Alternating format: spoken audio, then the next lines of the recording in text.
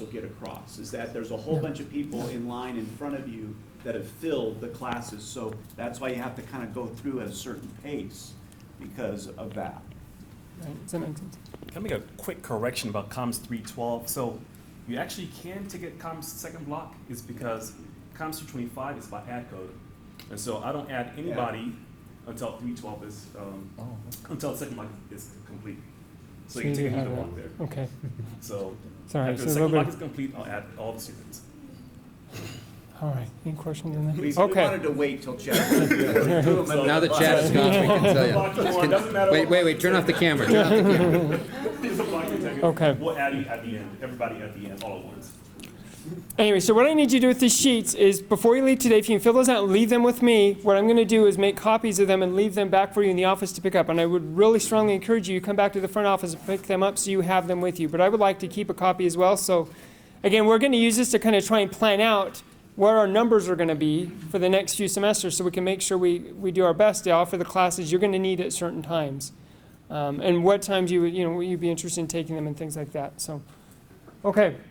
There are opportunities to, some have often asked if there's an opportunity to do a minor, some suggestions, and that is a great opportunity for you if you choose to go that route. Some of the suggested ones that we would throw out there that we've seen done in the past, editing minor, we've had students go over and do an editing minor, political science or community engagement, the digital humanities, right? Is that what digital humanities, visual arts, and information technology or computer science. So there are opportunities there. Again, feel free to come meet with us and we can. Yeah, come meet with us, Yes. not counseling about this. So yesterday, I went and spent an hour at the career fair gathering up every minor that I could find that would apply to communications and journalism. I'm going to create a binder. It's still just a stack on my desk, but I'll leave a card up here too. Make an appointment. Let's talk, because there's some really cool minors out there I hadn't even thought about that would really work as well. Excellent. Thank you. Okay. What I'm going to do real quick, we're going to kind of walk through some of the other opportunities you have, again, depending on which route you want to go. For some of you, you may be sitting here going, well, I've thought maybe about doing broadcast, or I've thought about doing print, digital, I'm not quite sure, or maybe I want to do a little bit of both. We're going to take the next few minutes, hopefully 5 to 10 minutes, and walk you through some of the different trajectories or different opportunities you can have.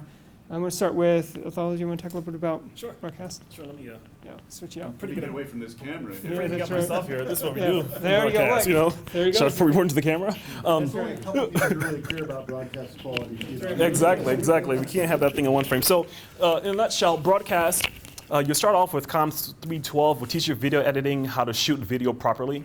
You go on to the next big class, the beginning reporting class, that you all will take, whether or not you want to be on camera or off camera as a producer. The class after that is a producing class. After the producing class, which is your third semester, then you get a split. You get to choose whether or not you want to be a producer, essentially, behind the camera, writing the newscast, putting the show together, or on camera as a reporter. And so your fourth semester into the program, that's when you have advanced reporting or advanced producing, essentially. But I warn you, your second semester, so after Comms 312, when you take Comms 225, you want as few credits as possible. If you are on scholarship and you have 14 credits minimum. Don't do any more than that. That's because that class is pretty intense. Your junior year of high school may have been your hardest year. Your second semester is going to be really difficult. Reason being, the lab is about 5.5 hours once a week. On top of that, you have to go outside into the community and get stories as well. So it's going to take up a lot of your time. So Comms 325 essentially is going to be a beast semester for you all. So you can't cram and pull an all-nighter to catch up with Ella? No, you can't. No, you can't. And you'll hear from Steve, probably Comms 321 is the equivalent of Comms 325 on the print side there. But we have a great program. We're ranked, third or fourth, according to the Broadcast Educators Association. In the country, in the nation.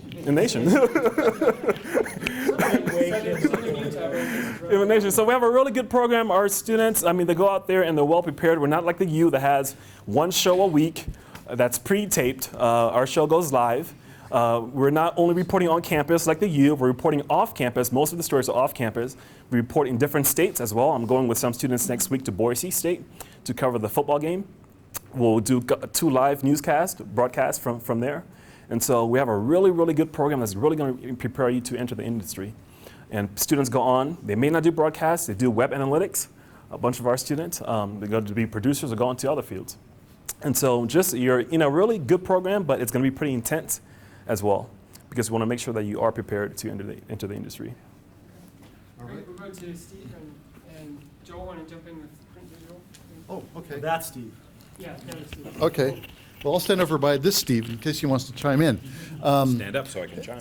So you can chime. So we'll want you to get in, definitely take 311 and get your 300 class, and 308 is the research class. Then you should be prepared to, after 311, to be able to go into 321. And just like Othello, Brother Richard said, 321 is one of those classes where you want to take as few credits as possible. Steve, describe the obligation of students and how much time they'll spend. You become a reporter for the Daily Universe. The Daily Universe operates as a media company on campus. We have an end-to-end business model. We operate primarily on our advertising revenue. We have several products we produce, an app you could download for your phone, a website, a print edition. If you name it, we publish on that platform. As part of that, we rarely shut down, so we operate 24/7, really. That doesn't mean we're working all night, but we're scheduling stories and working every day of the week. Like Brother Richards mentioned, you can't, as a reporter, play catch-up. You are interviewing real people on their schedules in real time, and it takes more time than you think. You've learned a lot at this point about being a student and how to schedule your time and when you can put something off to catch up on it later. This is a very different experience, which is why we emphasize that. You have to approach the newsroom reporting classes differently than you have others in your college career. We can teach you how to do that successfully, but you have to not be so overbooked that you can't have the flexibility that's required to be a reporter. So the exciting thing about Comms 321 is that you are a reporter. The scary thing is we publish your homework. And that is out there for the whole world to see and to criticize, and believe me, they do. But also it's there to where online you can be as good as a reporter at the New York Times as long as you have the story people want to see. And we have scooped the New York Times and other places. We have. 4 years ago during the national election, and this is a print scenario, all of the major newspapers that are circulated in this area are printed by a regional printing plant in Salt Lake City. We arranged to have the latest deadlines on election night, and the next morning, the New York Times hit campus. They did not have election results because they had to go to press before there were final numbers. The Daily Universe, because we arranged the latest press deadline, had election results the New York Times didn't have, and that was all student work. So there's some strategy that the professional staff helps with, but at the end of the day, the students are the ones doing the work that make that into something. Okay. And I just wanted to mention real quickly that during the winter semesters, we do a program at the legislature. So if you're interested in political or public affairs reporting, we will have a whole, every winter semester we have a whole 12 credits of classes that you can take in Salt Lake. And then the next level beyond that, beyond the 321, is editing and newsroom management, and then your advanced reporting class, and then the capstone. And you can kind of decide whether you want to do a newsroom management or a editing kind of class at that level, and then the capstone. And I think that Quint, are you next to talk about magazines? How does that, so talk about how that works with the magazines. I have to use the microphone. I just hate microphones. Aren't you in a band? Yeah. So my background was in magazines, in the music industry, and in the sports, in the hockey industry. So one of the things that you can do is take your writing and to take more of a feature writing approach as you do these things, and also learn to be a designer and to design images, design magazines or digital information. A quick example of that, my son just graduated from this program. And he's a sports information director, and he's running the social media feed for a couple of college teams. But as part of that, he's designing all these little cards and little icons and things that go along with making cool little social media photos that go with that. So in addition to the block class that we have in media design, we also have an advanced magazine design class where we actually make an app that's published in the Apple App Store. So if you have kind of a creative bent, then these are the types of classes, and come talk to me and I'll talk about how to work your way through this program. We have Brooke Wilson talk just for a few minutes about the social media aspect that we offer now through our block class and other. Oh, thanks. Okay. Yeah. Sorry. Sorry. Well, actually, you know, there's 7 billion people who live on the earth right now, and 3.5 billion of them now are walking around with a mobile device like this. We call it a phone, but it's really a computer. And right now you're all live on Periscope, so anybody in the world can see you. And it's amazing, you know, when you think of the technologies that's in this little computer that you carry around with you. You can go live from anywhere in the world almost for no charge. You know, when we worked in television when it cost $450 a minute for satellite time, you know, and now you can do that live anywhere in the world. And so social media platforms are becoming the major distribution system for information, news and information. And so as journalists, we have to understand how social media works because we're going to be using it.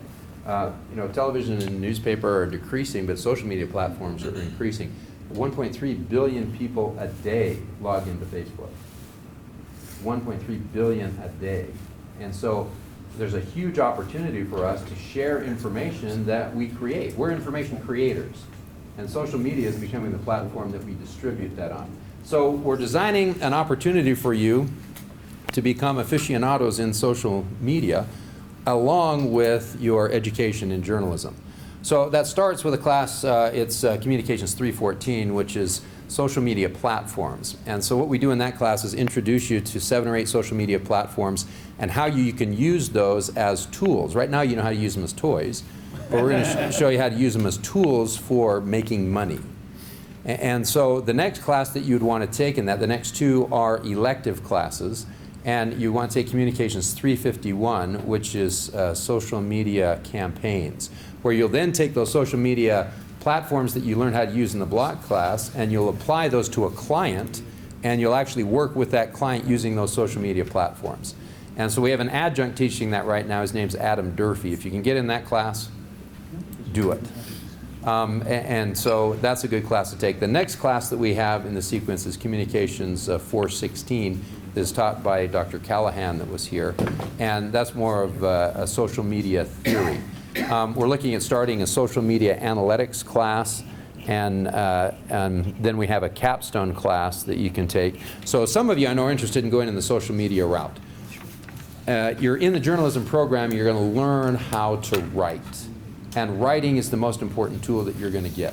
My students who go and apply for jobs at social media companies, Wallaroo interviewed 30 people. The top 3 they hired were all from news media because you know how to write when you leave here, and that's the most important skill they have is you can create content. And that's what we're going to teach you here through the Daily Universe and through 11 News is how to write really well, and that's going to benefit you no matter where you go. So in addition to your education here in journalism, we're going to infuse you with education about how to use social media. So 314, that's the class where you start. Questions? The 3 classes you mentioned were 314, 351 351. and 416. What's 416? What is it called? Someone Clark teaches. Oh, that's social media. Yeah. Yeah. Is it The Fight for the social, Few class? Yeah. social advocacy? Yeah, social advocacy. Social advocacy is what it's called. We give just really nebulous names because that way we can change the content really quickly. Okay. Okay, real quick, I want to make sure we have a little bit of time for questions. We're going to have Dr. Thompson talk just a little bit about the opportunities that you can be afforded through the sequence for. Yeah, you're just talking about strategic communication. Relations, why did you do that? Because we all did that, a little bit of that. Well, I'm gonna tag on to what Bob was talking about there. Let me give you an example. The 416 class, which is the social advocacy class, that class creates a website called Fight for the Few. And from the classes that you take with us, there are far more options professionally than you may realize. And one of the things that I would encourage you to do as you explore these options is I'm going to put in a plug for the international programs. So last winter semester, we took a group of students to Auckland, New Zealand for a 3-month study abroad. And one of the objectives that we had there was to produce content for the MormonNewsroom.org. And also for the Fight for the Few website that had been created by the 416 class, by Dr. Callahan's class. He was with us in New Zealand. And our students were able to work directly with LDS Public Affairs in fulfilling assignments to create content that was used for those websites. We had a backpack journalism focus. The students produced feature news content, they produced video content, they used all the skills. You will discover that the distinctions that may have existed when I was a student between the various disciplines, we've got public relations and media relations work there, are less distinct as they were. And so I found, for example, in teaching the capstone class and the advanced reporting class, that my students have come back from internships, often having been social media creators, having done media relations work, having been responsible, as Professor Walls explained, in creating all different types of content. So you come out of this program with a very significant skill set that can be applied in a lot of different ways.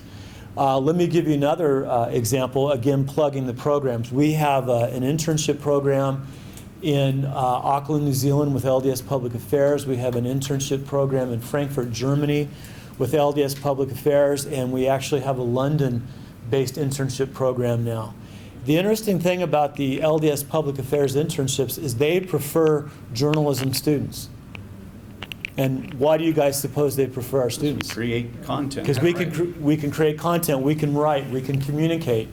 And these students have the opportunity to take their journalism skills and use them in behalf of the church in producing content. And so these are great opportunities and great options to use those skills. So I would, as you think about your plans and as you think about your future plans, I guess what I would remind you is to, rather than see the direction that you choose as a narrowing function, see it as a broadening function. See it as an opportunity to open lots of doors for you. For the print students, I particularly enjoy the advanced reporting class. We have done some really interesting reporting projects. The one that we did on millennials and religion. The feature writing class has done some interesting projects. These are all options, and you can take these skills across other areas. When I left the Cincinnati Post, I actually went to work for Toyota USA at their Los Angeles headquarters doing their dealer magazine. Once again, what I found there is that the vast majority of us that worked there had come from journalism backgrounds. That was the preferred background because we could write, because we could communicate, because we understood how to talk to the media and do media relations work. So you have a lot of options, and it's really exciting to see our numbers because it says something about what we're doing here and about what we're accomplishing in our program. So is that what you wanted me to say? That's perfect. That's exactly what I'm looking for. And you could just give me the check out. Yeah, that's right. Okay, folks, we're running out of time. So what I want to do real quick is I'm going to pass along a couple more handouts. One of them is just acknowledge and recognize the expectations we have, not only with the professionalism policy, which I hope you will take an opportunity to review, but also just the expectation we have as far as the fact that this is, we've got these classes set up in such a way that you really should plan for and anticipate being here at least the minimum of 5 semesters, okay? And really the expectation, the exceptions that are very few and far between. And just in the past, the reason we put this together too is just to kind of help you as well as us, because we've had opportunities or instances in the past where students have had something come up where they want to get married early, or they've got a husband or wife who's got an internship and they've got to get out of here sooner than they thought, and they come to us begging and pleading and hoping that we can be able to get them out of here in a year or a year and a half instead of the 2. And it's made it really difficult for them and for us to kind of work through some of those things. So I want to be very upfront with you and say, you've got to plan for this. Plan for the fact that you will be here for the minimum of 5 semesters. Along with that, Debbie, or Sister Hendrickson, right, is our academic advisor who will work with you on your official grad plan. She's hosting, she wasn't able to be here today, she's hosting a couple workshops in the next few weeks to kind of help you get prepared, because that's one of the next steps you'll take, is to go meet with her and to get this kind of mapped out. Now again, I'll encourage you, come visit with us. We're trying to make sure that we're all on the same page. Occasionally, there's things that maybe they share with you that are just a little bit different. I think we've corrected most of those, but please don't hesitate to come and talk to us to make sure that we've got you on the right track. What we've shared with you today is what I've shared with her to make sure everything is all squared away. So I will kind of follow through with her to make sure that as she meets with you, that we're providing you with all the consistent same information. So, Are you going to talk about internships? oh yes, there's also the opportunity for internships is one of the things that you will get the chance to do. It's 496R that's on there. One of the things I want you to consider is we strongly encourage that you actually look for getting that internship credit filled towards the end of your experience here. In other words, we really feel like the better prepared interns are those that have at least taken 3 to 4 semesters worth of our classes, because you can go out and be more marketable. Now, that's not to say that if you have an internship opportunity that comes up that you want to take, you know, I would it's be free. stronger than that. I would say you want to do multiple internships, Yeah. but the one that counts is towards the end, okay? You expect, if you want to go places like, oh, I want to go to New York, I want to go work for this big magazine, you're going to have to do 2 or 3 internships before you do the big internship.